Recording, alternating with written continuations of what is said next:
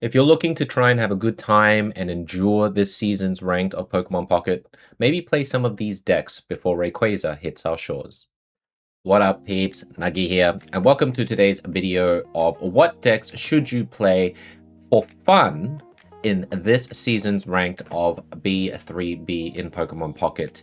Now, I've listed here, like I know there's a lot of very common meta decks out there right now, but I thought about how to kind of endure this season's ranked as well as just have a good time as well. Just like if you're like, I think these decks can eventually reach the regarded like desired rank that you're looking for, even top 1k if you play well. And what I thought was best to do here is just to showcase like 3 new decks that you see emerge, even if it's just 1 card difference. Old decks, of course, that is like your just go-to in case you're ever in a rut, and of course just the spicy decks that you can have fun with. And I just wanted to do this because right now in the state of the game, it's feeling very, rinse and repeat. And I know some of you guys are frustrated and everything, but hopefully, with Ray coming out after this season's ranked will be essentially our last ray of hope, if it's going to do anything differently, or is this it for Pocket. So hopefully what you see here is just going to be a little bit different, and let's get down to the deck so we can explain each one and what it does for you guys. Okay folks, let's start off with the new decks that are emerging that is somewhat meta or have been doing relatively well in tournaments and everything. Now I want to showcase again some of the decks that, even though I'm not the biggest fan of it, I understand its process and how fun it can be, and that's always going to be worth giving a go. So let's start with the Sableye right now, because this obviously there's a lot of variants of this deck, and you're going to see that there's not a lot of things new except for the card itself. It's essentially an Absol Ninja Darkrai set, which I think was from like 3A series or something a long time ago, but its relevancy has shown up again, and you just get to see like Sableye being slotted in here as a substitute. And the idea of this one is just so that you could use Mega Absol as kind of like the Cyrus remover if you're able to draw that many cards fast and get them into that stressful position. Chingling, you know what it does, and then you can use Sableye as the ultimate tank that reflects a ton of damage as well, which can be very, very effective. New items to include as well is this new small balloon, which is right here. It's basically your X speed but for basics, or your boat, I should say, your boat but for basics, and it works really, really well just to shift the megas in and out, and can help Darkrai EX in a tight spot for only sacrificing 1 energy to put it back to the bench rather than 2. Overall, this deck has been consistent in tournaments, so if you want to kind of just play around with this, you can, and it should do relatively well in ranked. The second deck, I'm going to put maybe 2 visuals up here for you guys to see. The first one here is the new Vaporeon Milotic version. Now this did really well and consistently in tournaments as well. It's kind of like a variant of the Suicune Bax version, but just different.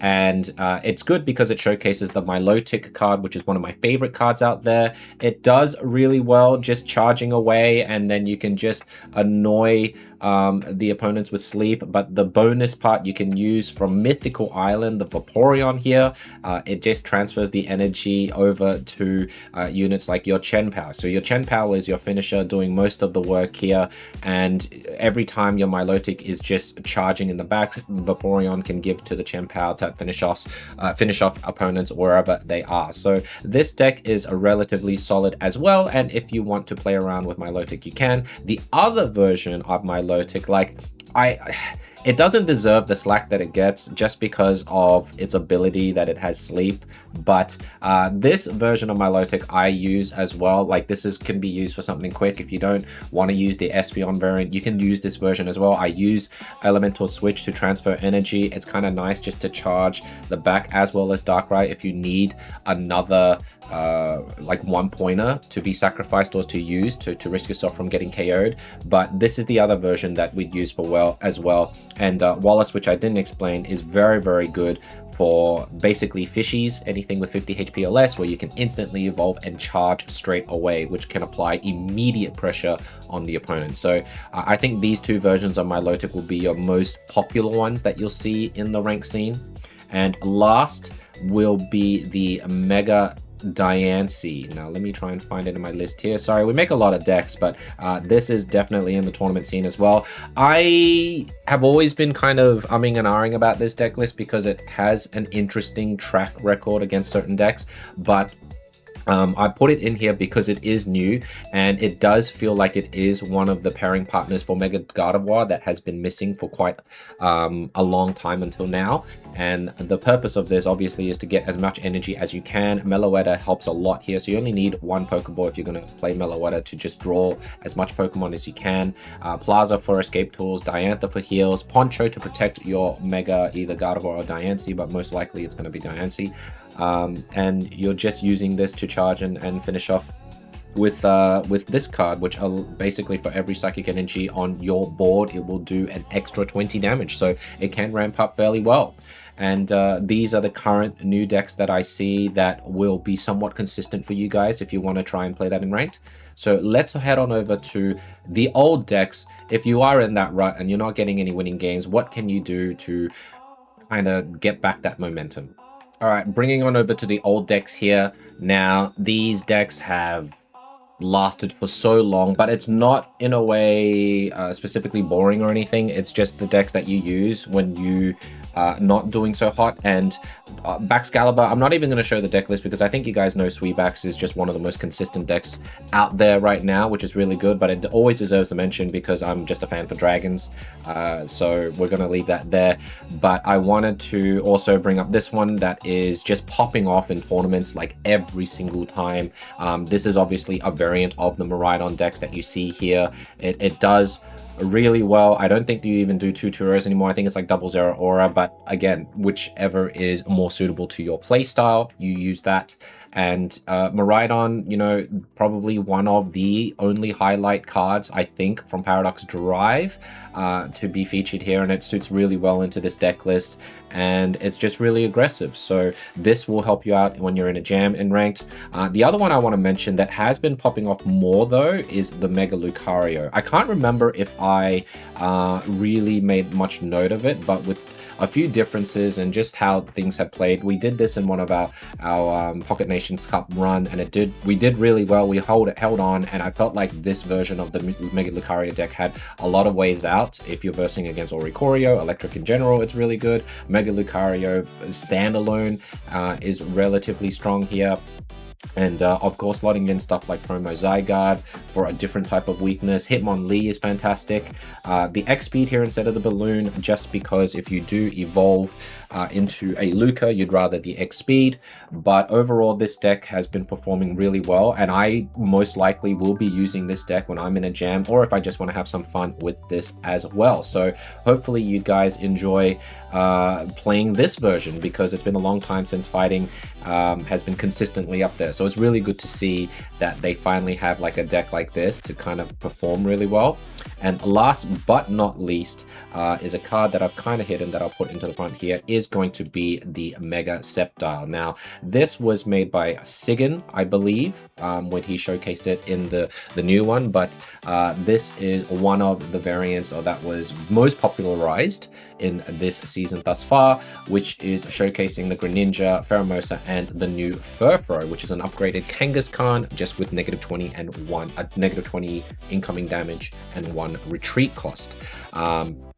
It just does really well. It creates a lot of pressure ping-wise and everything, and you always have something on the board to do. It rarely bricks, which is really good, and it can handle itself against a lot of things. And even though there is one new card in there, this is essentially like an old version that you can do. You can even do double Pheromosa here instead of the Furfrou, and that will be regarded as an old deck. But this is what you should use if you want to kind of consistently go up the ranks in this season. But enough with that. Let's head on over to some of the spicy decks that I like the best, or maybe one that we made ourselves that I think I will play around with and just have a good time and until the next set comes. So stick around. Okay, spicy decks are decks for people who really don't care about what position of rank you want to be in, or you literally just want to have a good time and see how they go, because they kind of mess up the meta minds, people who play meta against meta against meta, and you just want to have fun. Right, so play this in a way your own risk, but that's not to say that it doesn't work very well or anything like that. It can, and it's just really funny when it does, and it's just really satisfying when it does. So these three, and it's kind of cool because we've got a Palossand and a Growlithe here, which is just common cards. But let's go start off with the Palossand, which was, I first saw this at Tilly TCG's video list, so shout out to him for showcasing this deck. I think Sekaru made one as well with the Luca, but this feels like the most deck that can synergize really well, and it's really cool because Palossand here, the new one from the set B3B, Ambush basically is only one energy here. Now the retreat cost sucks, but that's why you have a Miraidon. But flip a coin of heads, it does 30 more damage, which is like an anti-sleep scam as well, because you can heal. And it also uses the new, the returning card that we haven't seen in a long time, is the Acerola, which is transferring 40 of its damage to the active slot there. This deck, honestly, is a lot of fun. You just build, you build, and then you can, so long as you don't start with Miraidon, you're good. But you can use Great Tusk to do damage to the Palossand, and then use Acerola when they're at least expecting it. It's basically like an upgraded red, and the Arena of Antiquity here to do more damage and whatnot. It's just nice and fun to play. Very, very spicy. I'm happy that someone came up with a build for this, and I think you guys should try it because it's just a hoot and a half when it works, and it's just fun to do. So that's the first one. The other one we'll showcase quickly is going to be variants of Puppy Pile decks. Now, Puppy Pile obviously was one of the featured decks that you saw in the trailer for this set, but this is one of the variants here that we use. It's really fun because if it covers a lot of types, so if you are able to get the right type weakness, and then you put on the bounded field that does double damage, so long as they're not a mega, it's just a one-shot KO. It's really cool, and it has, I have 9 Puppy Pile deck cards here, so that means it'll do a max of 180, which is most of the time enough to one-shot things. Now, if you're lucky enough to get Electric Generator, start off with the Yamper and swing away, great. Most of the time we're not that lucky, but we do the fire version so that Growlithe gets the benefit of the flame patch here to just try and keep that consistency. Now, I don't normally do copycat because essentially you want to hold as many cards in your hand, so you just drawing, and Puppy Loving Girl helps with that as well. So I think this is, I've seen a lot of times when even the greatest decks just gets quickly, taken care of by Puppy Pile. So this is one of the fun decks that you can use as well. I'll probably be jamming with this version or something else, but probably this version in the ranked that's coming up tomorrow. And the other one here is the one that we made earlier on. We did a little bit of an update with it, but this is the Hisuian Frostlass deck that we used in a tournament for Jay Dankis's one when B3B first came out. Now, this is like, I really enjoy this because it's basically a water version of the, oh my god, what's that thing's name?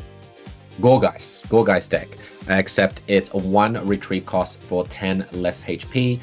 You can move around and everything. We do 1 line only, like 1 Zoroark only, because you don't want to start with it, but you want enough draw so you can get it in time. And Frostlass is the main feature of the deck, where you want to just keep doing damage to the opponent and discarding Pokemon when you can, so you eventually end up with, I think, around 190 to 230 max damage with the training area.